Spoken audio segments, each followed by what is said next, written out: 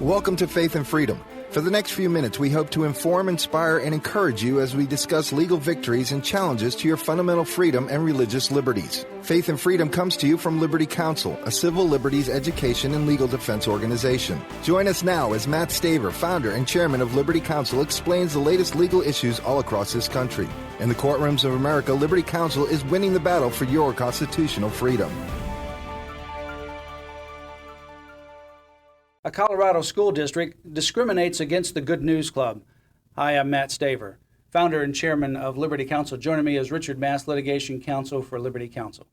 Richard, we've been involved in Good News Clubs that are sponsored by Child Evangelism Fellowship for a number of years. We represent them around the country.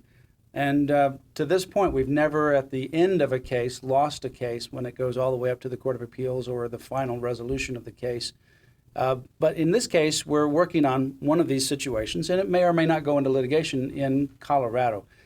Here, a school district has girls on the run. They teach character development, but they won't give the same equal kind of treatment to the Good News Clubs because they're religious in nature. That's right, Matt. The Montrose County Schools has 3 Good News Clubs that are present and operated by Child Evangelism Fellowship. They've complied with their facilities use policies. In other words, that people who are in the community that wish to use the facilities are able to do so, but they're not able to advertise on the same basis as other youth groups. Yes, in fact, they're able to be on campus, and I think this is the issue with equal access. It has different components to it. Equal access means access to the facilities, which they're allowing the Good News Clubs to be on campus.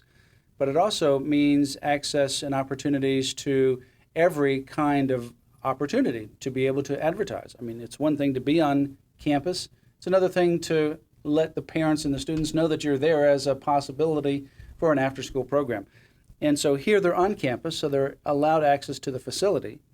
But the real problem is that they don't allow the Good News Clubs to be treated equally when it comes to getting the information out to the parents and to the students. So the flyers that the Good News Club have, they cannot distribute those to the students to take home to their moms and dads, but the Girls on the Run Club can do that. So consequently, it doesn't really help if you can use the facility if no one knows that you're there. Well, if no one knows you're there, then they won't come, and that's the case here. I mean, what we've seen is that on multiple websites in the district, Girls on the Run is mentioned, and they're even on the school district's calendar, on their master calendar, to where a parent who's interested in opportunities after school for their kids can go online and say, oh, there's Girls on the Run. And that just doesn't happen here with CEF. Yeah, well, let's look at the Girls on the Run. In fact, this Girls on the Run is a group that is there, and they're allowed to use the facilities like Good News Clubs, but they're also allowed to give out flyers and information so that the parents can know what is available. Good News Clubs are not allowed to because they said that no religious flyers would be permitted to go home with the students. Well, court cases have already come out that have, in fact, ruled that this is constitutional to allow these Good News Clubs to have the opportunity to advertise. In fact, it's unconstitutional if you restrict them because you say, we allow the Boy Scouts or Girls on the Run or whatever club, we're not going to allow your flyers because they're religious in nature. That's unconstitutional because it violates the First Amendment. Engaging in viewpoint discrimination, which is what happens here, is unconstitutional. Well, in all groups that teach, for instance, character, all groups will have a viewpoint, and nobody has a worldview that is completely neutral. Everyone has a position, and Girls on the Run takes positions. Many of them are perfectly fine and innocuous, from a secular perspective. And groups that teach character from a religious perspective should also be extended that same equal treatment. Well, Girls on the Run does character development. Now, it may not be the kind of character development that we would necessarily agree with, but basically one of the things they have is a girl in the box and girl out of the box, and then unable to tell whether the girl's in the box or out of the box. And they have a number of questions that they will ask, and the girls in the club will respond whether or not this is a girl in the box or a girl out of the box. So, for example, they say, speaking positively of others. Well, that, they say, is a girl out of the box. I understand what they're trying to say. They're trying to break down stereotypes, but they're apparently trying to say that most people think that girls don't speak positively about others, which I think that's a stretch. The point is, whether we agree with how they're teaching morals or not, they're teaching character development and morals whether we agree with them, whether they're right or wrong or not. The Good News Clubs teach character development and morals. For example, they'll teach the story of Joseph when his brothers threw him into the pit. And then he, of course, as you know the story, was elevated to the leader in Egypt over the granaries. And when he had an opportunity to be able to take revenge on his brothers, when his brothers came to him seeking food, he did not. He forgave them. And ultimately, one of the lessons from that is, even though you may have been wronged, even though the people that wronging you were clearly wrong and you were in the right and you would be justified for having some kind of animosity against them, it's better to forgive and to reconcile, as Joseph did. And so that's a character component that you learn, a moral lesson that you learn from reading the Scriptures. And this is one of many things that Good News Clubs do. Well, that's right. And no one's saying that, we shouldn't have girls that are interested in athletics or anything like that. I myself have 2 girls, and one of them likes to run as well. But we just need to, when we look at the character qualities that we say that Girls on the Run says are stereotypes or something like that, we need to look at those and make sure that what they term as stereotypes, if we have daughters that are involved in the program, are not going against what Scripture says. And that's where parents ultimately have the say on whether their children participate in a club, just like with Child Evangelism Fellowship.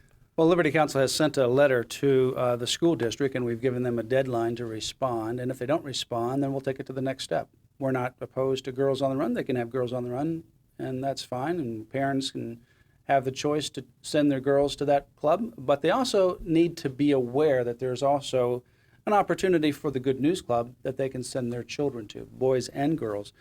If you want to know more about Good News Clubs and Child Evangelism Fellowship, how you might be able to get involved in your community, call us at 1-800-671-1776.